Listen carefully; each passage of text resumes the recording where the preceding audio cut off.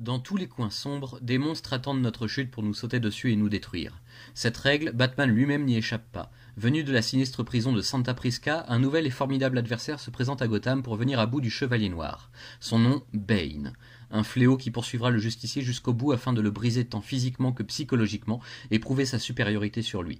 Son plan, infiltrer les réseaux criminels de Gotham et littéralement déchaîner tout ce que la ville compte de malades et de dangereux psychopathes afin de surcharger Batman et ses alliés et de laisser le Chevalier Noir éreinté au bord du gouffre, le pousser toujours plus loin dans ses retranchements et dans ses limites avec une sauvage dextérité, une ardeur sans cesse renouvelée et une véritable fascination pour sa chute. Car Batman finira par chuter, pour Bane c'est un fait indéniable. Le temps de la chauve-souris est révolu et Bane sera le grand vainqueur à la fin de l'histoire, laissant derrière lui un héros brisé et presque mourant, totalement épuisé et sans ressource aucune. Mais est-ce bien la fin ou n'est-ce encore qu'un commencement? Une nouvelle ère s'ouvre. Sorti chez Urban durant sa première année d'existence, en 2012, ce gros tome rassemble les premiers épisodes de la saga Nightfall, créé par Chuck Dixon et illustré par les meilleurs talents de DC à l'époque en 93. Le principe est finalement assez simple. Opposer Batman à un ennemi qu'il ne peut vaincre et qui le dépassera et qui l'écrasera, le brisera et le laissera pour mort.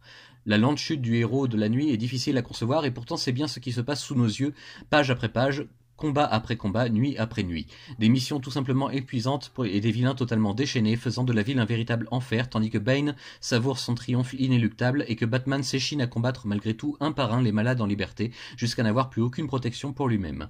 On retiendra surtout l'association infernale du Joker et de l'Épouvantail, qui savent faire pour noyer la ville et la municipalité dans un cauchemar qui n'en finit pas. Chaque détail de chaque histoire est travaillé explicitement pour affaiblir encore un peu plus Batman en vue du grand combat qui l'attend à la fin face à Bane en personne, et sa défaite annoncée dès la couverture.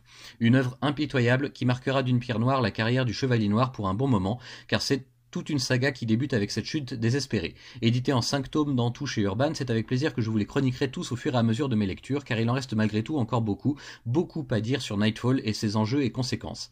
Tout comme la mort de Superman à peine quelques temps plus tôt, ce récit d'ambition veut dynamiter l'univers de son héros et bousculer les bases en place depuis des années, en n'y allant pas avec le dos de la cuillère et en proposant une saga fleuve de 5 tomes de belle taille dans lesquels vous trouverez tous les ingrédients d'un excellent feuilleton. Des rebondissements, des révélations, du challenge et bien sûr des personnages centraux amenés à évoluer ou à disparaître pour le seul plaisir du lecteur.